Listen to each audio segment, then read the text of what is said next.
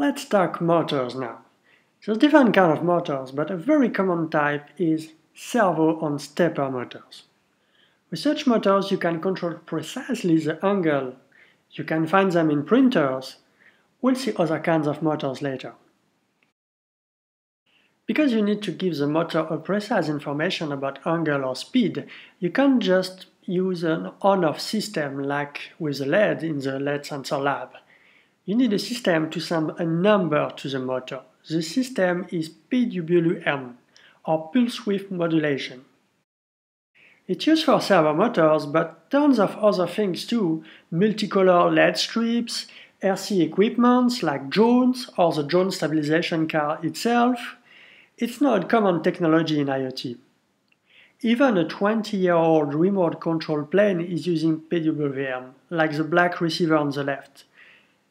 The 20-year-old servos still work and they have the same cables and same protocol. You can connect new and old devices together. PWM means you have to generate a high-frequency square signal, and the length of the plateau is the number you want to transfer. For a motor, one number is transferred. For RGB LED, 3 or 4 numbers are sent in a row. It's simple but powerful. Now for the cabling. Power, ground, and a digital output. Not any digital output, you have to take one that's PWM compatible, like digital 3. They are labeled with a little wave on the board, so they are easy to recognize. Let's run the code.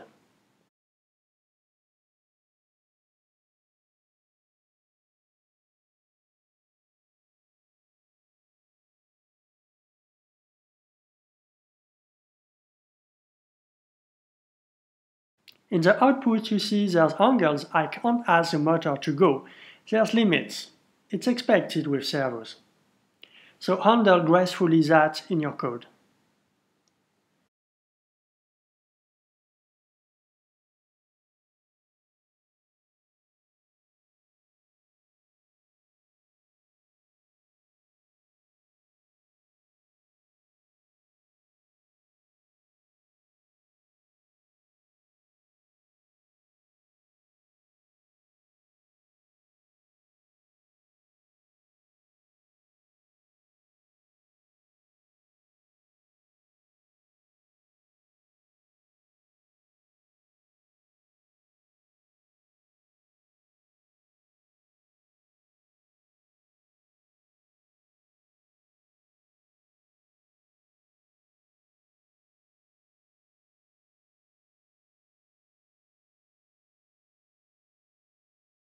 I have another servo motor. The number you send is not an angle but a speed.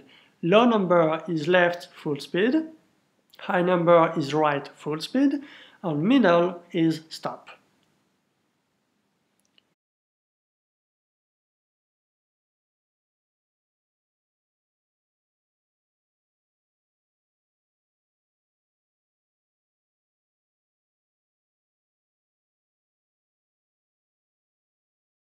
And I also have the servo from the plug-and-play Groove kit. Note that this motor has a special connector, not the standard servo connector. There's also a version in C with MRA if you want to look at it. Very simple code.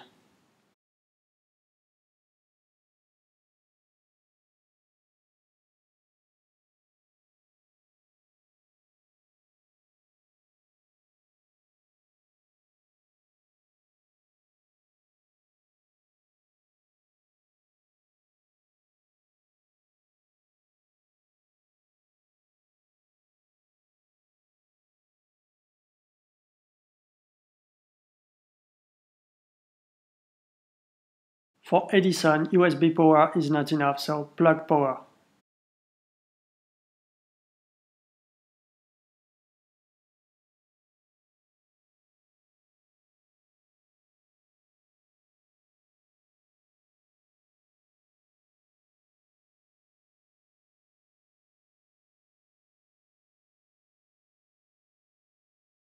You may notice something strange. Sometimes the motor is stuck between two angles and very quickly going back and forth between the two angles.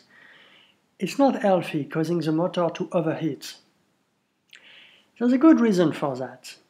High-frequency signals are hard to generate perfectly from software. Modern computers like Galileo or Edison or your laptop can compute tons of instructions every second, but there's no guarantee a computation will occur at a very precise time.